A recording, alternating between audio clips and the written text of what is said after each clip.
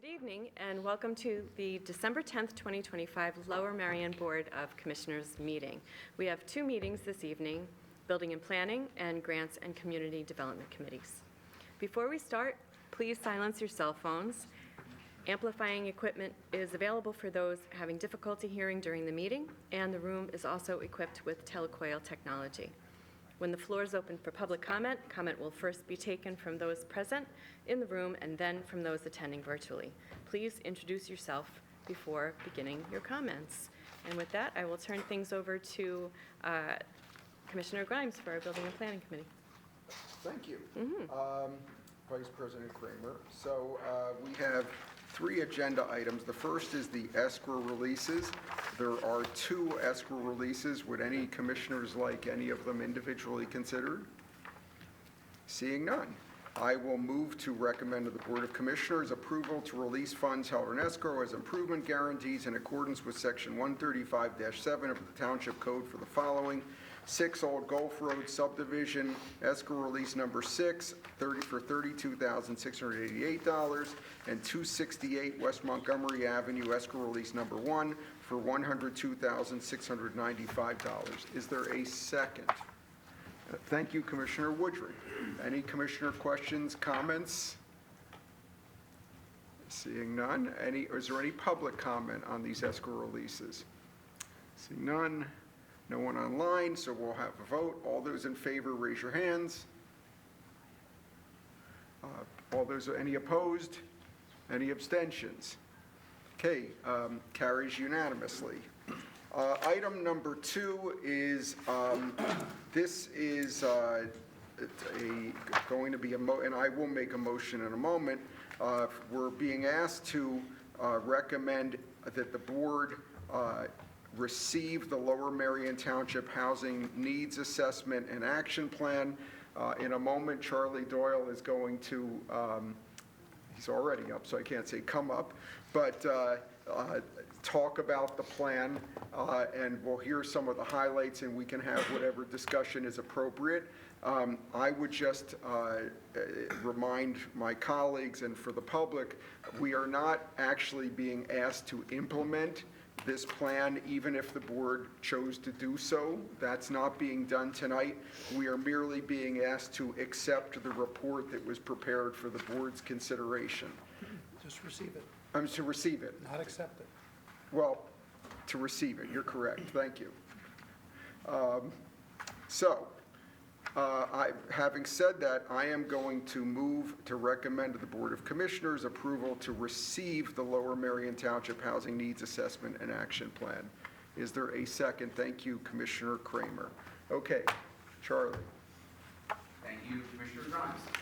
So over the last few months, the Ad Hoc Affordable Housing Committee has been meeting to discuss options for moving forward with policy. Before doing such, the Ad Hoc Affordable Housing Committee presented an option to the board to commit to awarding funds for the actual project, the Housing Needs and Assessment Action Plan.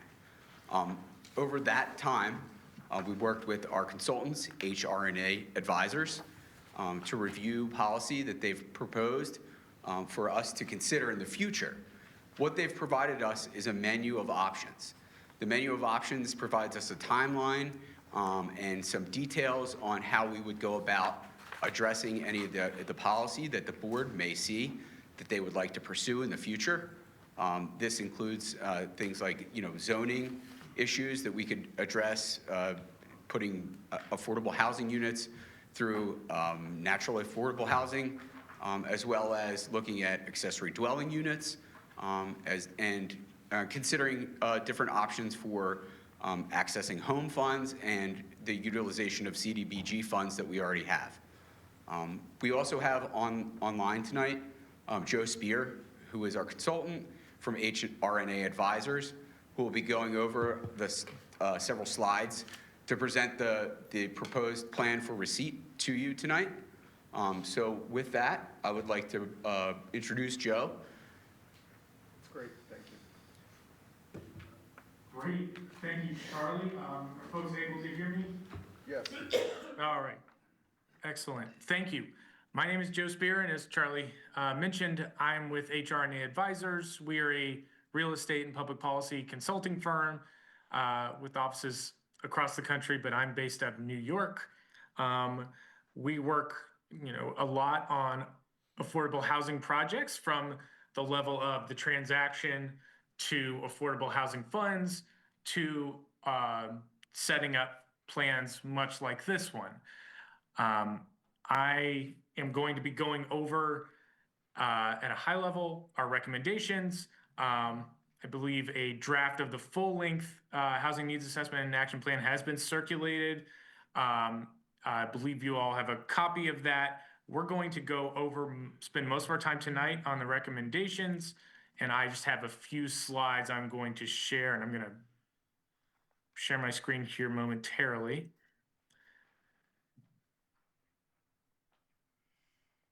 All right. Okay, so as indicated, we work on housing plans in a number of communities across the country. Lower Merion really stands out to us for really extraordinarily high amounts of demand for housing relative to the number of homes produced and the consequential upward pressure on home prices and rents is notable. So again, right, most of the housing needs assessment items and detailed data visualizations are included in the full plan. I'm just going to spotlight a couple of themes.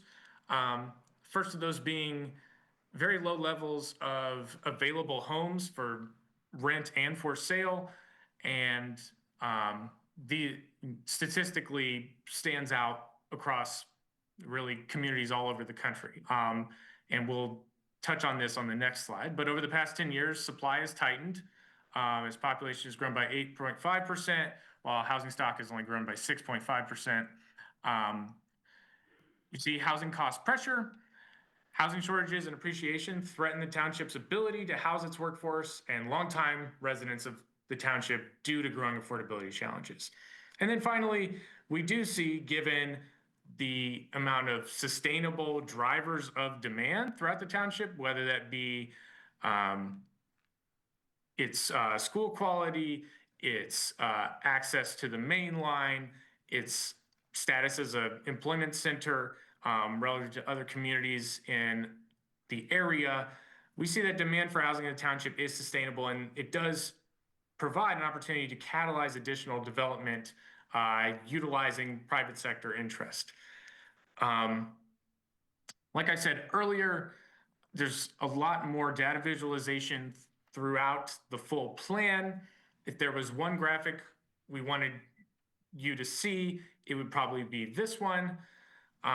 So on this graphic, sourced from the Census Bureau, to understand how readily households can access housing, it's important to focus on homes that are listed for sale and for rent. In sort of the generally accepted equilibrium of homes for sale or for rent is about 5% of the inventory. That's kind of a rule of thumb that planners have generally agreed on. In Lower Merion, that was about the case in 2013, with about 1,000 homes for rent or for sale, about 5% of the housing stock citywide. By 2023, that had dropped after year of decline. In Lower Merion, just 0.7% of all homes were vacant and available in 2023, which is the most recent year of data made available by the Census Bureau. Now, when we look at communities across the country, we typically do not see a proportion this low. And to see it year over year in this fashion is rather dramatic and reflects, again, right, the tightening population and housing dynamics of the past decade. I will note that this reflects both the township's high owner occupancy rate, but even on the rental housing side, the township stands out for a very low vacancy rate. But again, we want to focus a little bit more on the recommendations themselves, and so that's going to be what I spend most of the time talking about.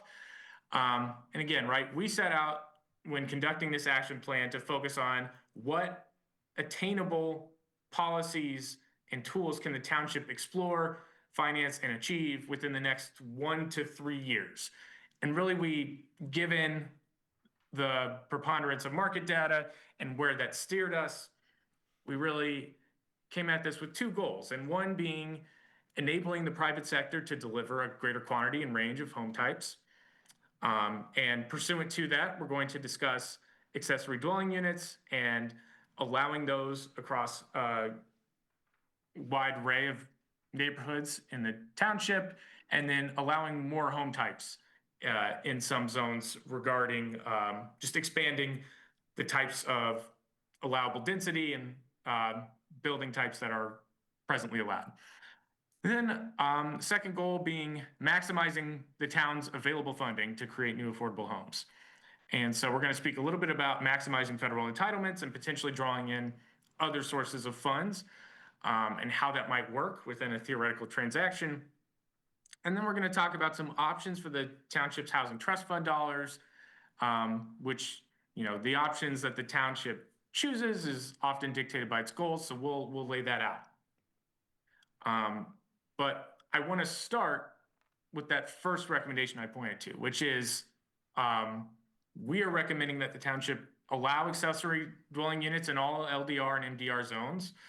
But a key takeaway that we want folks to digest from this is that simply legalizing accessory dwelling units is often not the main policy choice. It's how you do it.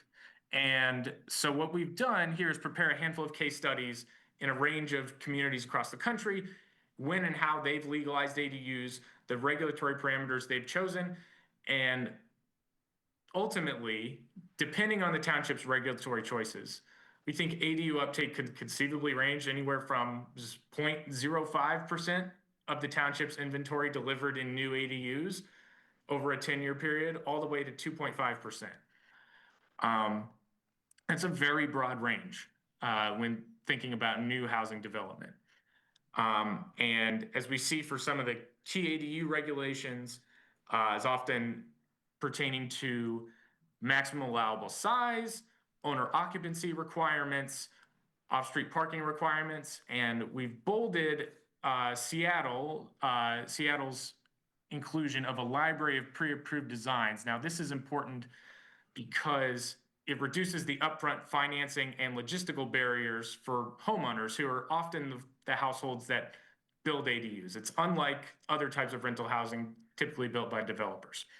So I'm going to continue to elaborate on this, but going to go through some recommended parameters for ADUs for Lower Merion on the subsequent slide. So as kind of alluded to on the prior slide, there's physical regulations on ADUs and there are procedural regulations on ADUs. And we have some suggested ranges without trying to be overly prescriptive, just given kind of, and there's more detail about this in the full plan, but given the body of established case studies and what's typical in jurisdictions across the country, that's absolute maximum square footage anywhere from 800 to 1,000 square feet, height limits between 20 and 25 feet, and so on and so forth, right? Capping ADUs per lot at 1, no owner occupancy requirement, and we've done this with an eye towards how can we maximize the potential of Lower Merion to add ADUs without necessarily, in jurisdictions like Seattle where multiple ADUs per lot are allowed, there's additional levers to be pulled. This is not necessarily maximizing the number of ADUs that can be built, but it is intended to spur a healthy level of ADU construction. Now, perhaps the more important parameter I want to talk a little bit more about is on the procedural side. So we are going to recommend that Lower Merion pursue a library of pre-approved ADU designs. And this goes back to what I alluded to previously, where ADUs are, unlike most other types of housing, are predominantly developed by existing homeowners who may want to age in place and absorb, support modest retirement incomes with increasing property taxes, or multi-generational households who want to house, a member of their family in an accessory unit, or someone simply looking to add an additional source of income. And these households typically do not have the development experience and capacity. They don't have lawyers on retainer to navigate the development process. And just as crucially, they don't have access to single-family mortgage financing that's backed by Fannie and Freddie, and essentially have to come out of pocket to build the ADU. And so when we look at some of the biggest barriers to constructing ADUs and why a city like Seattle has been at the higher end of ADU development, it's because they've made choices like pre-approved ADU design libraries so that homeowners navigating the process can not only know what they're approved for, but can save thousands of dollars and months of finding an architect and drawing up an ADU. And so without going into too much more depth, that is sort of the crux of how we're thinking about this process and what parameters we're recommending to the township. Now, you'll note a number of additional recommendations around impact fees. That is a lever the township can pull if in a few years from now ADU production is sparse. That is a lever that has been pulled elsewhere. And affordability requirements, we're not recommending any because ADUs typically are delivered at very affordable price points. And in the interest of time, I'm going to move on to subsequent recommendations. We're recommending that Lower Merion's LDR4 through MDR3 zones can allow more homes to be built without major disruptions to the built environment, and allowing an increased level of density around Lower Merion's transit corridors, which make logical sense as a place to allow greater density. And we've summarized these at a high level. The LDR4 zone allowing up to 2 units per lot, the MDR1 zone going from 2 to 4, on the MDR2 zone going from 6 to 12, and on the MDR3 zone, lowering the square feet per dwelling unit cap. Now, we go into more detail on this in the full plan. There's a number of second order parameters that are worth contemplation. We've summarized that at a high level here. Just a couple of things we want to point out that come with revising the zoning code to allow for more homes. I think it's worth noting, and I think this probably won't be a huge surprise to folks on in this room on this call, but it's worth noting that many jurisdictions across the country upzone to modest production results. And this can occur for one of two reasons. One is the jurisdiction zoning reforms did not allow for enough added density. And that can be a number of parameters in the zoning code that drive that. We've tried to calibrate these zoning recommendations to make sure they're actually allowing feasible building types, but it is a common enough outcome that happens in jurisdictions across the country. The second reason why upzoning may not produce intended results is that market economics, for one reason or another, are insufficient to incentivize development. This can be on the acquisition cost side, could be on the achievable rent side. It can be some combination of the two. And it's worth noting that, just to keep this in full view when contemplating these policy changes, I think it's worth underscoring that in any community where upzoning happens, even where the regulatory environment becomes permissible and the market economics are sufficiently incenting, that a development community and ecosystem within a broader region typically takes a little bit of time, particularly if you have developers focusing on single-family housing and dense multifamily housing, to begin to learn the business model of building 2 to 12 unit homes can take a few years. So something we think is important to underscore along with this recommendation. So I'm, in the interest of time, moving briskly, but on pursuant to goal number 2, we want to think about how to maximize the township's utilization of its scarce affordable housing funds. We've reviewed the township's current receipt and utilization of community development block grant funds for housing. And the township currently spends those funds on the home repair program and the home purchase program. And we go into more detail in the full plan, but the township can continue to pursue home repair activities.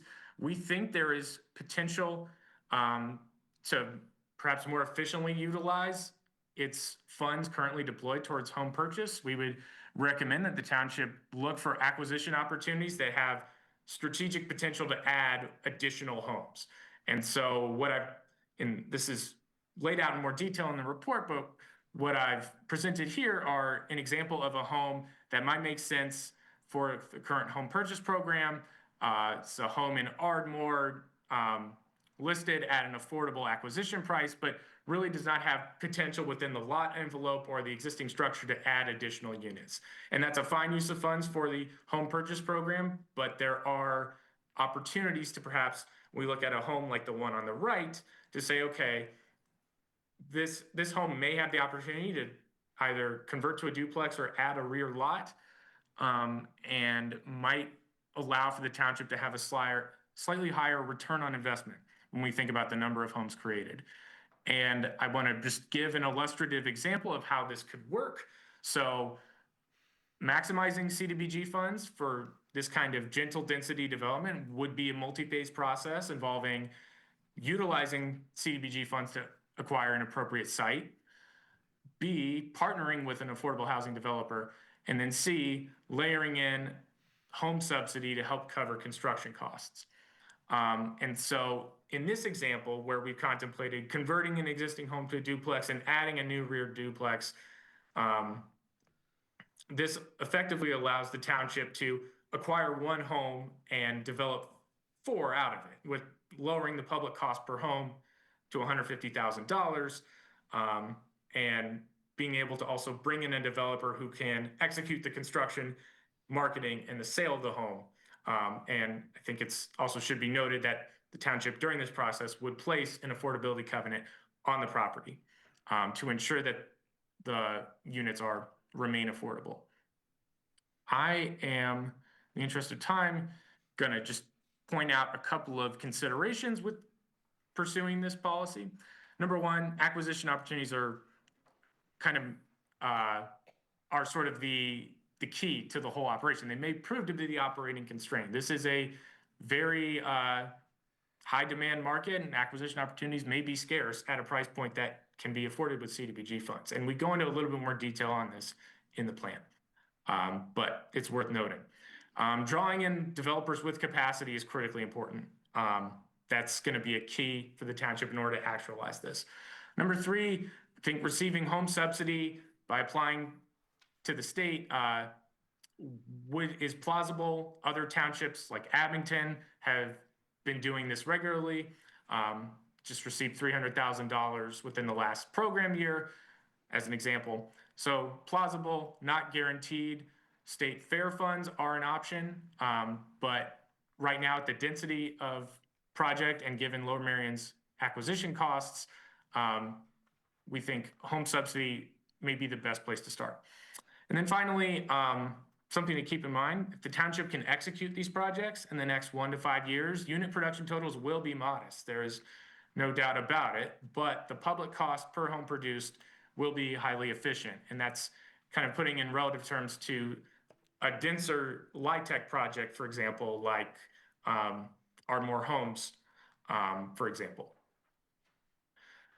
And finally, I want to talk a little bit about opportunities for the township's trust fund. And I think one thing that is important when we work in communities across the country contemplating what to do with the housing trust fund is putting into context how much they have and what's the scale of potential impact. And so I think it's worth pointing out that, at present, the township has about $800,000 in lieu fees sitting in its trust fund. If the township were to receive more fees in lieu, the trust fund could scale and have greater impact.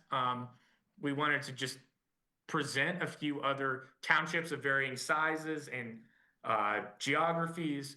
And worth noting that obviously bears repeating that obviously the more funding that a trust fund possesses, the greater potential impact it can have. If Lower Merion is able to receive more fees in lieu, it can be at modest scale, but then there's the question of recurring funding. So when we think about strategies for the trust fund, that is something that was on our mind. So I'm going to briefly talk about three potential approaches with $800,000 in available funds. So the first potential use of trust fund dollars, and we described this more again in the full plan, but first is to create an ADU demonstration program, which is to say to help create a new pre-approved library of designs for ADUs that homeowners can use and save on crucial upfront out-of-pocket expenditures. And that really in other communities tends to be catalytic. And this has a lot of potential to catalyze the market more broadly. It is a one-time use of funds, so it's not able to revolve, but the strengths are pretty compelling. Now, the second option that we've discussed is to acquire lots to develop workforce homeownership opportunities. And there's a couple reasons on paper why this is a compelling idea. Number one, the eventual sale of any homes that are built can allow funds to revolve back into the trust fund. And that was one reason why we wanted to lay it out as an option and present the pros and cons. Creates net new affordable homes, which is a good use of trust fund dollars. It meets the market need for 80 to 120% AMI home buyers, which is a demonstrable market need in this community. However, on the weaknesses side, and we go into more detail on this in the report, land values are very high in Lower Merion, and available lots just may not sustainably appear on the market. When we think about land to acquire on which to build a home. And I think dovetailing with this, without the right development partner to evaluate lots that are on the market, to decide how much can we build a home on this for, and what can we afford to pay for it, the township is taking on major risks without the right development partner. And so, again, we lay this out in a little bit more detail in the full plan, but we wanted to kind of present those strengths and weaknesses. And then finally, option three is, as alluded to on the prior slide, the township could also, understandably, considering the potential for future in lieu fees, wait to grow the trust fund for future gap financing, and perhaps another opportunity, such as Ardmore Homes, will materialize. So on the pros, it would preserve flexibility to support future deals and could allow the township to support more net new homes within a single transaction. And the weakness is there's always some ambiguity about knowing what future deals can come through in the pipeline and how big their financing gaps are, right? It's hard to, anticipate, will the next Ardmore Homes opportunity need $7 million of public funds? So when gauging the strengths and weaknesses of each approach, it's important to know that even future in lieu fees may not necessarily be sufficient on their own to gap finance a future deal.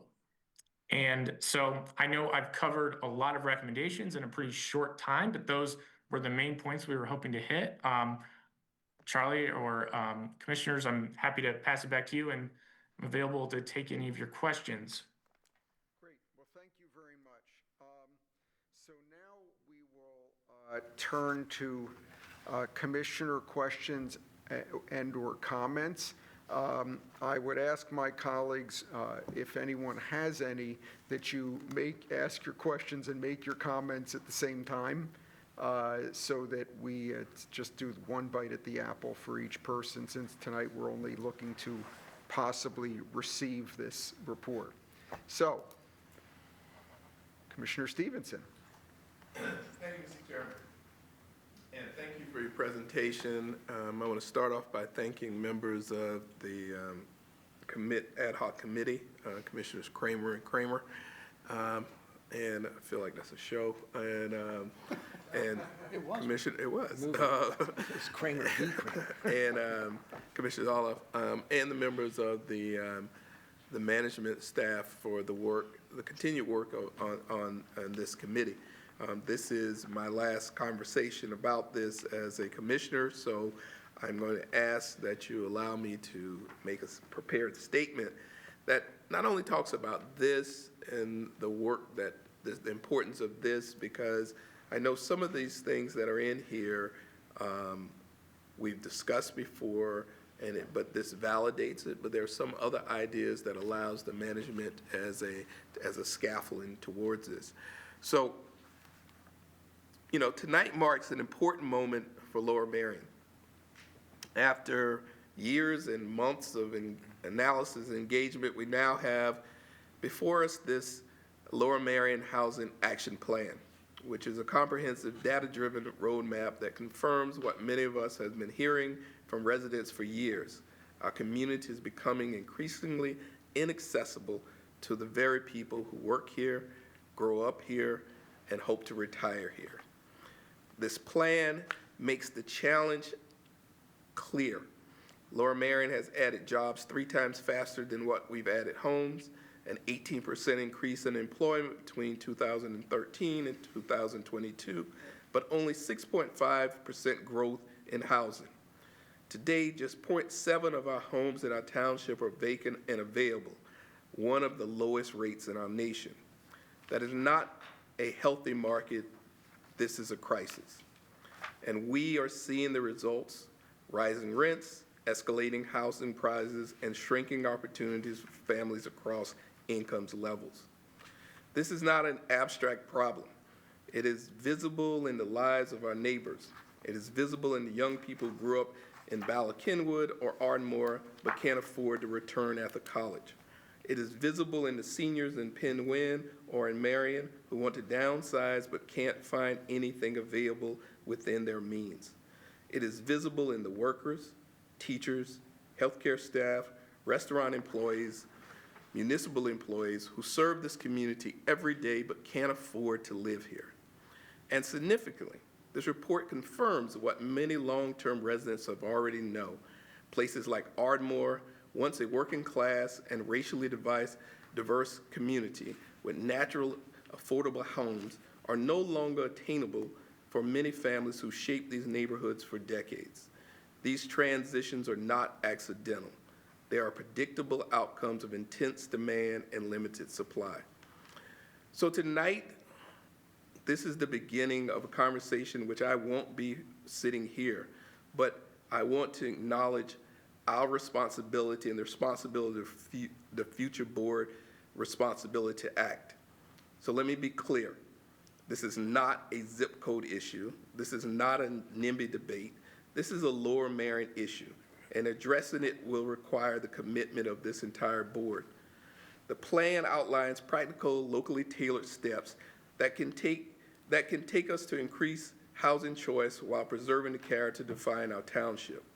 This includes allowing accessory dwelling units, enabling duplexes and small multi-unit buildings where they historically existed, and leveraging federal and local resources to attempt to create affordable homes. This is not a radical idea. They are just modest tools that dozens of communities like ours have used successfully. The data demonstrates that doing nothing is not a neutral option. Doing nothing accelerates displacement. Doing nothing restricts who gets to call Lower Merion home. Doing nothing undermines economic stability and fairness. If we want a community where people teach our children, care for our parents, staff our local businesses, and contribute to our daily life, we can also live here, then we must accept these type of proposals and attempt to continue the housing strategy. If we want Lower Merion to remain this welcoming, vibrant, economically diverse township, then we must act. And if we want to preserve the best for our community and the next generation, we must choose collectively to try to make room for them. So tonight, as the chair of the Ad Hoc Affordable Housing Committee, I'm asking the board to continue the work that they said they're committed to by embracing this action plan as a blueprint and commit to moving forward without fear, not with division, but with purpose. We have the data, we have the tools, and we have the responsibility to the people who call this township home. Thank you, Mr. Chair. Thank you, Commissioner Stevenson. So, any other commissioners who wish to comment? Commissioner Bernheim. That, other than to do one thing, if I may, and that is to thank Commissioner Stevenson as well. The ad hoc committee for housing was actually created when I had the privilege of sitting in the seat coupled to my left, and the gentleman to my right was selected to chair that. And I do recall, you may remember him coming to me at one point, said, this problem is more complex than thought. And all the other people, and I had a chance to speak with Brandon and Charlie earlier today, and I owe Vice President Kramer an apology. We played telephone tag about 18 times today, my fault. And I did get to speak with Commissioner Zeloff about getting some feedback from their thought process before I'd make any comment. And one of the comments that I did make to everybody is, in our comp plan, we thought through a lot of this stuff and looking at that as somewhat of a blueprint of what we want to do as a township. And if I can steal some of the words from Commissioner Stevenson, this is not an abstract problem, but it's also not just Lower Merion. We need to be even broader focused regionally if we're going to accomplish something. And while each of these ideas have got some merit to them, and they have some bumps in the road that were pointed out to us a couple moments ago, and in the materials we presented, there are things that we ought to pursue and explore, but we also need to go beyond our particular borders and get other people who are involved within our general community if we're really going to make a difference for something that is a problem, not just an issue within Lower Merion, but one, beyond our borders. So I thank all the people who've been involved to get us to something that we have here today, to accept this report, and then it's not like just think outside the box, but think outside our borders of what else we can do to help the community at large. And Commissioner Stevenson, we really are going to miss you. Thank you. And you are going to stay involved in this, whether you recognize it or not. Thank you. Commissioner Gilda Kramer. I just want to thank our consultants for preparing a very thorough and meaty report for us to really spend a lot of time studying and digesting and figuring out what works best for this community, and for providing us with some data that we need and some tools that many of us didn't think about before. Thank you. Others? Anyone else?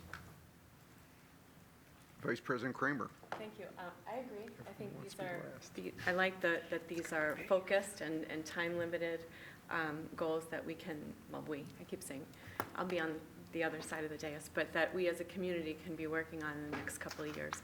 I wanted to hear about, if you don't mind, Assistant Manager, if you could talk about what you think that this was helpful to the staff in terms of the work that it's doing on affordable housing, the value that this is going to provide for staff as they try to work in the coming years on this issue.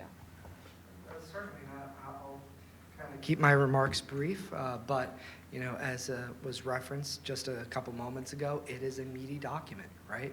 And the meat of that document is data, right? It includes a lot of data.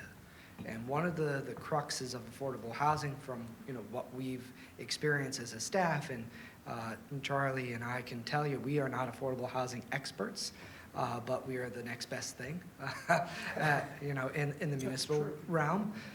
And being able to look at affordability, what does affordability mean for Lower Merion Township, and being able to apply data and say, hey, this is what the numbers are looking like, and this is what an affordable means for our community, and be able to not only take that, but using that as a platform to, as again was mentioned before, scaffold right?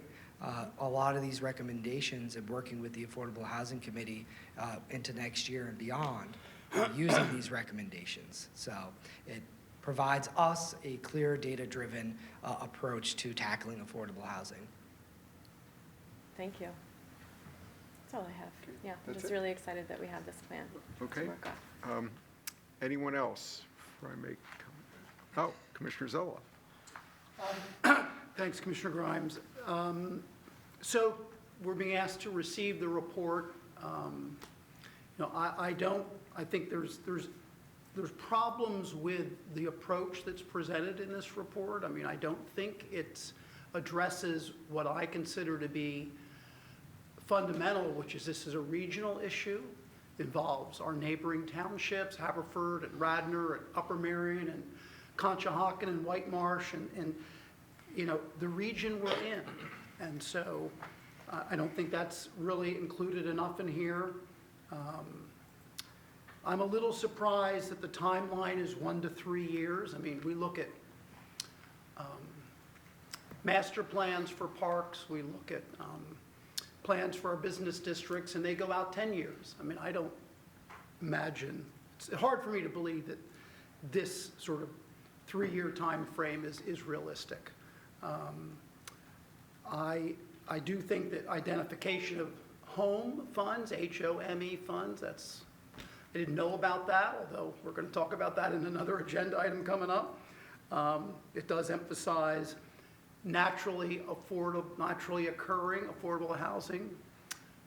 There is affordable housing today in parts of Bryn Mawr and parts of my ward, and have been, and continue to be.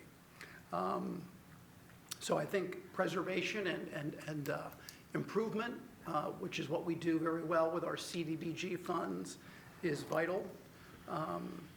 We all know, and it really talks about it, affordable housing means more density, and there's no getting away from that equation. And we're used to seeing a room full of people who don't like it when we increase density with apartment buildings.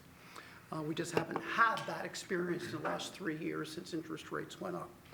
And then finally, one of the things I said as a member of the committee to the consultant is, I asked about a longer view of the trends, because it wasn't all that long ago, pre-COVID, when housing prices in this township were stagnant and not going up. Now, since COVID, that trend has clearly changed, and the data here is provided. You go back 8 or 10 years ago, that was not the case. And so maybe that cycle changes. Maybe living in Philadelphia becomes more desirable. It's somewhat less desirable today, but 10 years ago it was more desirable, and that's had an impact on what goes on here. So I'm receiving this report makes sense. I don't think we are accepting it. I don't think we're approving it. We're receiving it. So thank you, Commissioner Grimes. Receiving was the motion. Yep. Anyone else? Comments? All right, seeing none, I'll just make just 1 or 2 quick comments. Yeah, I'm all for receiving this. I thank our consultants and staff and the committee for the good work that they did. Commissioner Stevenson, I think your thoughts are on target. I think what I would just add to the conversation, though, is that I see this as one of a few parts, elements of a more, I don't know, holistic, but of the effort that has to go through. And the one thing that is not in this report that was glaring to me because of other discussions that we've had on this board, and frankly, the consultant, I'm sure, wasn't asked to look at this, was the other impacts of density. We talk about a lot, or we've had talked a lot on this board about traffic. And if we have more density, and by the way, I am not suggesting that we shouldn't look at all of this, but as we have more density, we already get a lot of complaints with the apartments in Ardmore and other places about more traffic on our roads. And I think that even having the accessory units, in a lot of them, or a decent number, will cause more traffic. The other thing is our lack of public transit in this area. We do not have effective public transit in many parts of this township, and much of what we do have, again, as we've discussed, it may not be here for the long term. And if we're going to put affordable housing or look at put affordable housing in areas that don't have public transit, I think that creates impacts that also need to be considered. So I guess what I'm saying, and by the way, some of the communities that we're compared to on here, Washington, D.C., Pittsburgh do have effective public transit, and so there's some differences. So I guess what I'm saying is, yes, let's receive the report. The board and staff should consider to look at it, but I would just suggest that we don't forget the possible impacts of decisions that might be made in the future to create more density. Last chance for commissioner questions, comments. Okay. Is there any public comment? Okay, anyone online, Jody? Okay, so we will go back to the motion, which is to receive the report. All those in favor, please raise your hands. Okay, great. Any opposed? Any abstentions? Okay, the motion carries unanimously. The last on page 49 of the packets, there are 3 HARB certificates of appropriateness. I am going to start with the first one because I would like it considered separately. This is the 350 Conshohocken State Road, St. John Vianney Church, Gladwin Historic District. I would make a motion to postpone this matter until the January Building and Planning Committee meeting, which will be January 14th. Okay? There's a second. I believe motions to postpone are not debatable, but just in case anyone's wondering, this is an application to put some improvements on the church that is in the middle of the Gladwin Historic District. The Gladwin Historic District is of particular interest to the community there, including the Civic Association, which has not had an opportunity to look at this application.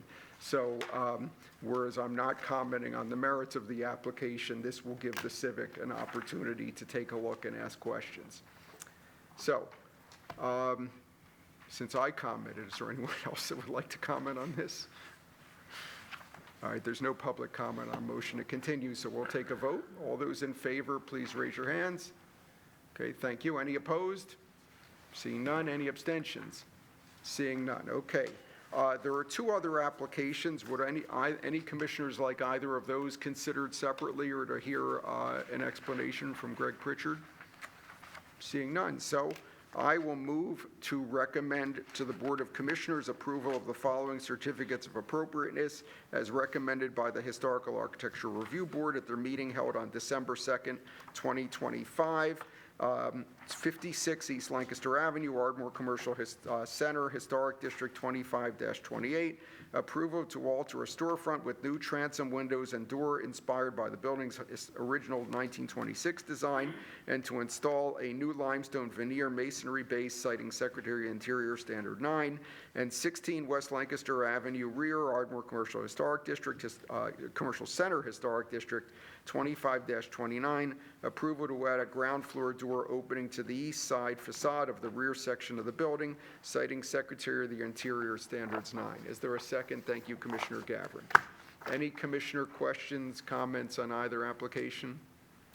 Is there any public comment on either application? It's okay. Seeing none, we'll call the vote. All those in favor, please raise your hands. Any opposed? Seeing none. Any abstentions? Seeing none, the motion carries unanimously.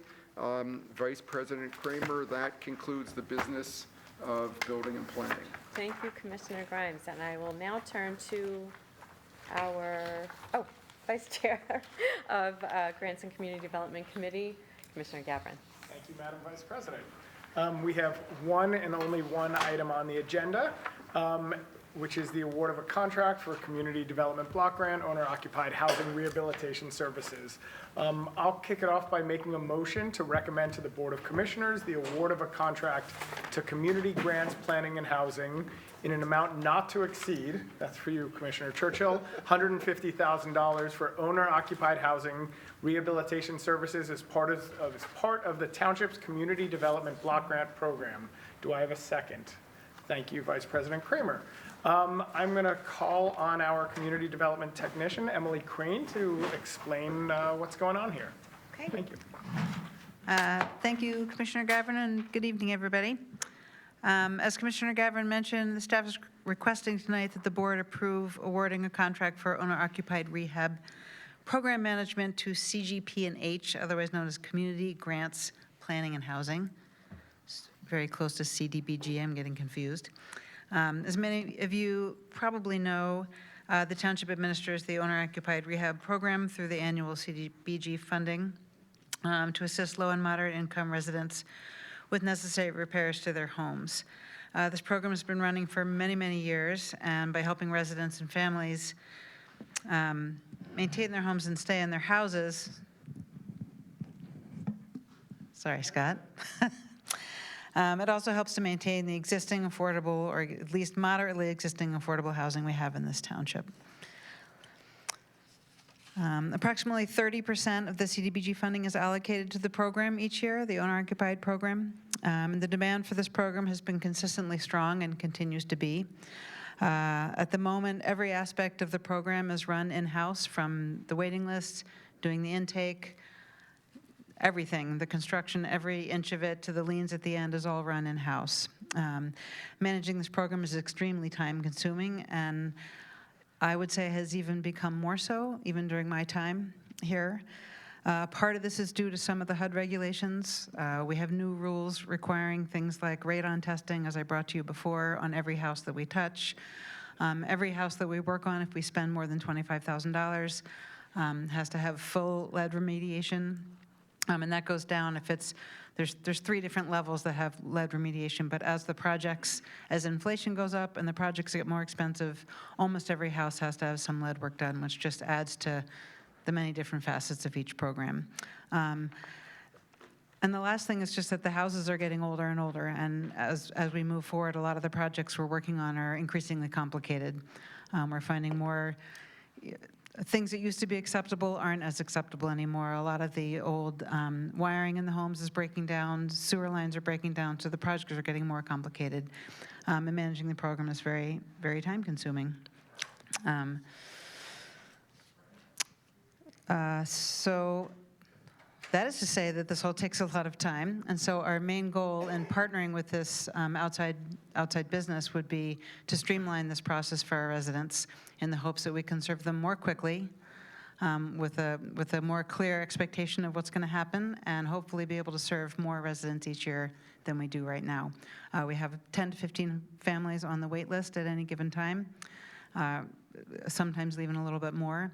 And we always have emergency projects coming in which we jump to first. So it is very time consuming. And the main idea is just to make this all happen more quickly for homeowners. The way we're hoping to do it is that CGP&H will take over the main construction. The township will maintain control over the wait list, the intake, doing verification, so we still have contact with the residents as they're coming in. CGP&H will take over the construction part, which will include maintaining a contractor list, getting the bids, taking care of the lead remediation, and then the township will still be involved, of course, in paying the bills and putting the liens on at the end. So we'll still have our hands in the process, even though we're not managing the day-to-day construction part of the program. Also, CGP&H, this is what they do. They do it for a lot of townships, so they're very good at it. They have software that's very good at keeping track of the data, which we can access at any time.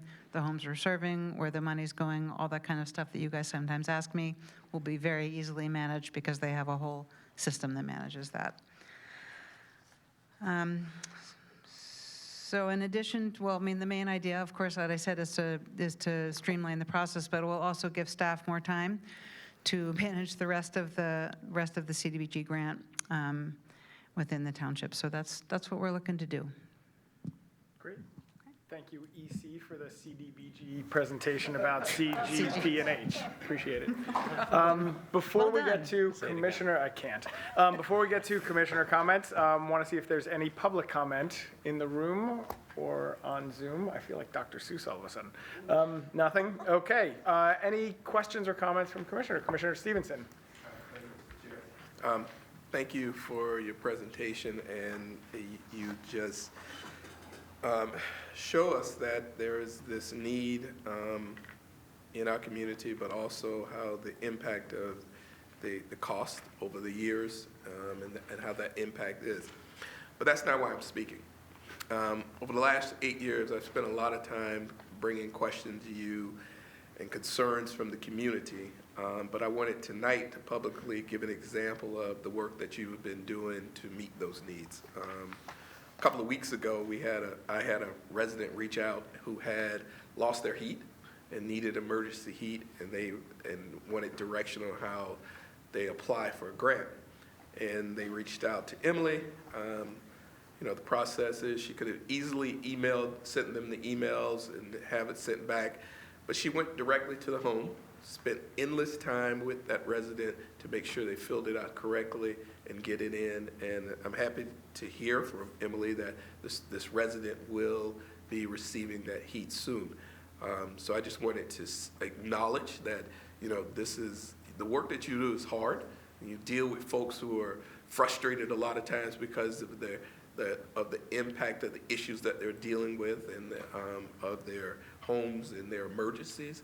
But I want to thank you on behalf of the residents who I represent in Lower Merion for that. That is not, let me just say that I know that's not just a one instant that you did it, but I just wanted to acknowledge that incident and for the work you're doing. So thank you.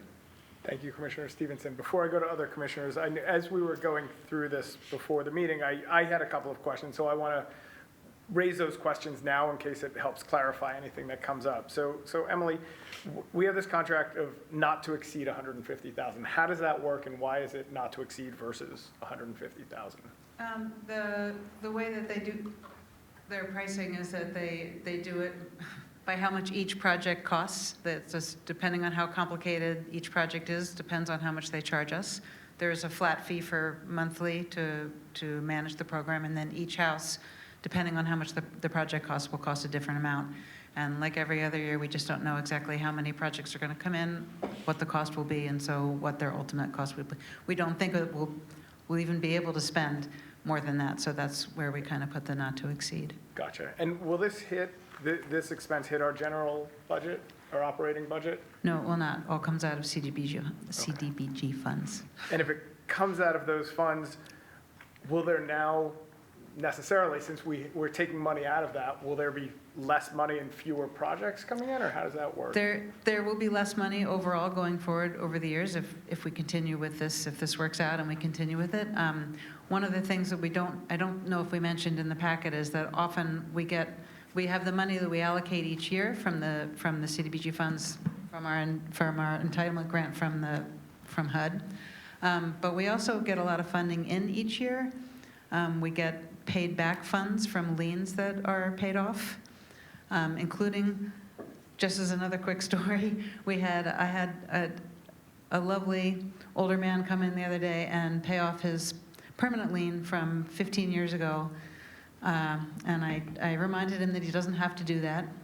And he said he wanted to. It makes him feel good.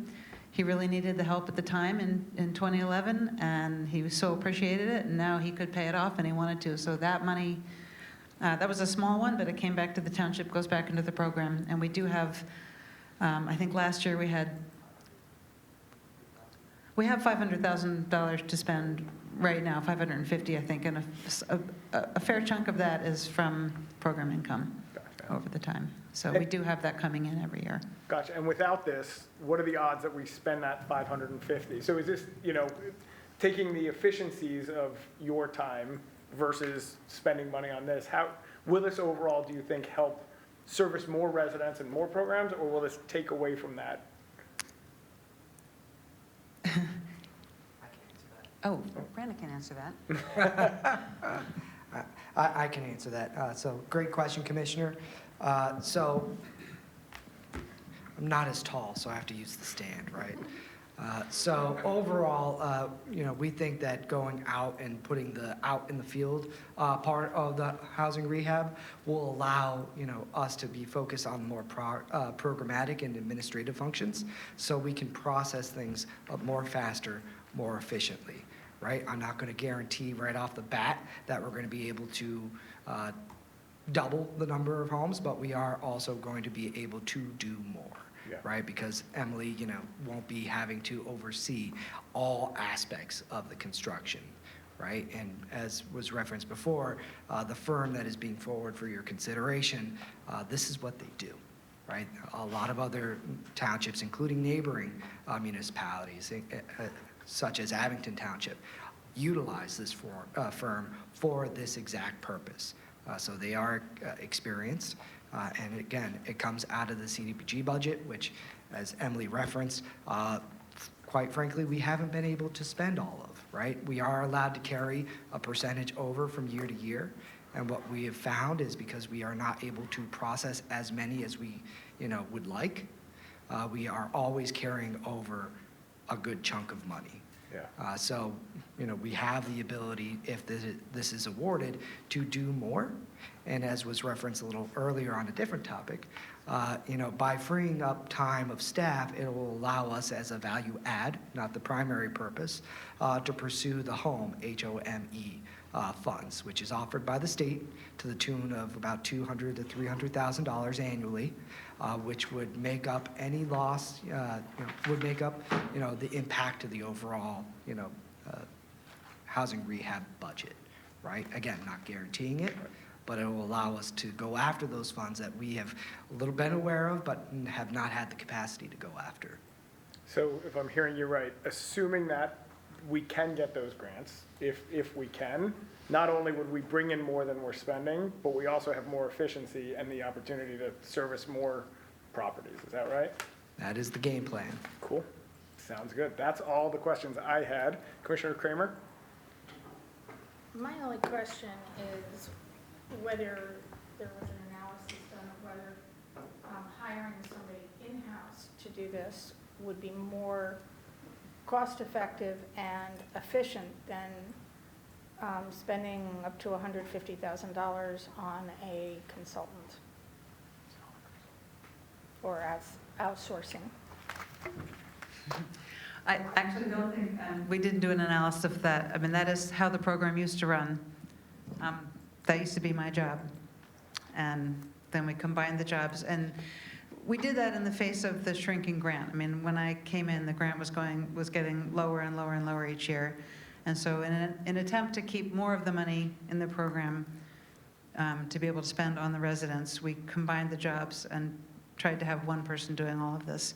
And we are finding that it is very difficult. But I can't answer the part about I can. hiring enough staff. I can, just because in a past life in other municipalities, I started in the planning department, and I grew up through CDBG programming. So as I told Emily when I started, I know enough to be dangerous. But, one of the value adds to outsourcing this versus hiring a specific individual, right, is that we are not hiring a specific individual if this contract is selected. They are utilizing a team of individuals, from inspectors to program analysts to individuals who, process, the payments and the contractors, right? We are not hiring a specific individual who works for the firm. We are hiring the firm and all their expertise. Any other questions? Or Commissioner Zelov? Thanks. Brandon, I'm trying to wrap my hands around this. If we bring in $250 to $300 a year for the housing rehab program and we spend $150, that over time sounds like it's going to materially reduce the funds available for the home renovation program. So I don't quite follow the numbers. And I also want to ask, are you asking us to approve just 1 year? 'Cause did I read in there that this is renewable for 2 more years? So, great questions, Commissioner. I'll handle one by one. It is a 1-year contract, so it is only for a year, with the option to renew on a yearly basis. So every year. Option by who? Staff or board? By the board, correct? As part of the CDBG budget process. I mean, well, typically when I renew, I have, So, the manager's office signs off, which. yeah, but it will be, it will be part of the CDBG budget moving forward. So since it is covered by that budgetary funds, it'll be part of that process. And to the other part of it regarding the finances, on an average annual basis, we budget through the CDBG budget roughly $250,000 for the housing rehab program. We get over $1 million, we charge about $250,000, we budget $250,000 for the housing rehab. With the not to exceed, that's not to exceed 150, right? So 250, you knock 150, we're down, to about 100,000, right? On the short term. As we referenced before, the home funds, our neighbors get around $300,000. So we would add that back into the program. So now we go from about, 100,000 to 400,000 in an ideal world. So the game plan is if we award this contract, we would go from spending about $250,000 or budgeting $250,000 annually to roughly around 400. In an ideal world, everything, goes according to plan. Brandon, we're making a commitment and a plan to be granted home funds, HOME funds. So let me try this. The answer to the second question is that we'll see it in the annual budget. So if staff and/or commissioners in the future think that we're spending more on this than is appropriate, we can dial it back. That is correct, Commissioner. Okay. Tell me about the percentage. What is the percent of the project that they're charging? What's their fee? So they're charging, off the top of my head, projects up to $25,000 or something like, they're going to charge $4,000. Up to $50,000, they're charging something like, they have a not to exceed on that, not to exceed, I think maybe $6,700. And projects up to and over $75,000, I believe the not to exceed is $9,600 per project. So I just want to add that the $150,000 that we're doing the not to exceed this year, we have $550,000 to spend right now. So if they're able to get through all of that money in 1 year, we might be able to, spend up to 150. But I would imagine that in a year, if we think we're only going to have $200,000 or $300,000 going forward in 1 year, we would lower that not to exceed because we would be doing fewer projects. So assuming that the program income continues to come in and that we have enough money in there like we do right now, that's why the not to exceed would be higher this year than it would be in a general year if we had less money to spend, if that makes sense. Well, I think it does, because that the whole thing is dependent on the added capacity so we can do more. And there is benefit in being able to do more, because we've always been told there's a waiting list and it's never been clear why. So now it's finally coming to light as to why it's been slow to work through that wait list. And the fees you're indicated sound like they're 10 to 15%? Yeah, probably about that, yeah, sorry. Yes, I would say it's about that, yes. And is that the only fee, or is there a base fee? There's a base fee, but it's about, I think it comes out to about $6,000 a year, so it's fairly low. Not per property, but Not per property, okay. overall, yeah. All right. So I guess I want to try and understand the staffing, because some of the work to be done is inspection, and we have plenty of inspectors. So why do we need additional inspector capacity? So I think the use of the word inspector is a little bit loose. We have our building inspectors, but I also technically act as an inspector. So I do go out to the projects fairly frequently and make sure that the work that we've asked them to do is being done and being done correctly and responding to any worries and complaints by the homeowners. And so that's work that would be done by their inspectors. We will still inspect, our inspectors here will still inspect the projects for, they'll still have to get permits, and our inspectors will still go out and inspect. But their inspectors will do the work that's part of kind of like being the GC. They're hiring a GC too, but they're making sure the work gets done Got it. properly. Okay, that makes sense. All right, so we will see the CDBG budget in May and June. So is this program going to start now or soon? And you'll give us a 6-month review when we see the budget at that time? Yeah, our hope is to start, if we can, is to get off the ground in January. We have a number of people who have already been approved. We've taken them off the waiting list or as an emergency. We've done the verifications and we're ready to go. And we would like to hand them over to them if we can as soon as possible, because we have a lot of other people that want work done too. So that's the idea. So yes, we would provide you with a 6-month, or by some miracle, we do this in April, 4 months. Okay, thanks for answering the questions. I think it's worth a try, but I'll be interested in hearing staff review of how this is working out as it goes along. So, because then, a staff approval of the option to extend without reviewing it with us, it would not make sense. And I wouldn't want that to occur, because we do enter into contracts where there's, staff can exercise the option without board approval. But given that we do the CDB budget, I guess that's not possible here, so it makes sense. Thank you. Great, thank you, Commissioner Zella. Commissioner Churchill. Thank you. Just have 2 questions. First, how many houses have we rehabbed? Is it around 17 now? In what time frame? Since the beginning. Oh. Are you thinking of the home purchase program or the I guess so. owner occupied? Yeah, the home purchase program, we're around 17 homes, I think, or 15, but the owner occupied program has been going, I think, for maybe almost 40 years, and I don't even have the records that go all the way back. The reason that I asked that is... We average about 8 to 10 a year. With a slowdown during COVID, but we've done, in the last 5 years, we've done about 34 homes that we've worked on.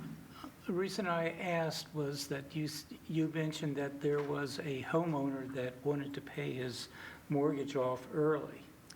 Well, no, I'm sorry. That was a homeowner that was paying off a lien that was on the house. So when we work on the houses, as the current rule is that we can spend up to $25,000 on a house, and that becomes a declining balance lien.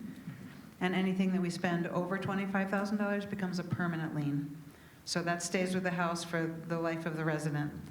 What often happens is people either decide to sell or people pass away and houses get sold, and those liens that haven't declined all the way or that are permanent come back into the program. Yes. So he was paying off basically what amounts to a long-term, no interest, no payment loan is what that sort of becomes when it gets paid back. Okay. If that makes sense. Okay, thank you. Thanks for the clarification. Dr. Commissioner Rossman. Dr. Commissioner. Does that mean I have 2 questions I can ask? You can even have 3 if you'd like. Thank you. When are you leaving? You're leaving another week? Not soon enough. Okay, fine. Thank you. Excuse me. Emily, I've been to your office. I see the amount of work you do and the amount of good results that you get, and it's inconceivable what's sitting on your desk every time I come there. Question to you, will this give you a lot more free time, and I'm sorry if that was already discussed, to pursue what you're doing now? I mean, I'm not going a street for a noodle cup, but seriously to provide more care for more people? Yes, I believe it will. And not just people, but There's the whole rest of the CDBG grant that has to be taken care of, and people that have to be monitored, and curb cuts that have to be taken care of, and engineers that needed to be prodded into giving us the drawings, Davis-Bacon laws that need to be followed. Another thing that's really increased recently, which we can still maintain some control over if we want to, are the environmental reviews that have to be done on each project. So there's a lot out there. The longer I have this job, the more I'm finding that I could and should be doing. So it will give me more free time to do that, and hopefully to pursue things like home funding and things like that to bring more Thank you. money in. It seems like a win-win to me, especially for a trial for a year. It seems like a win-win, especially as a trial for a year, Commissioner Zoloff. So, personally speaking. I concur. Okay, thank you. You still have one more question, if you'd like. Let me think of it, I'll get back to you. Any other commissioner questions or comments? All right, seeing none, I think we will call for a vote. All of those in favor of the motion, please raise your hand. All those there we go. Boom, nailed it. Any opposed? Nope, that passes unanimously. Thank you, and that concludes the business of the Grants and Community Development Committee. Thank you, Commissioner Gavin. And that concludes our business for this evening. Thanks, everyone.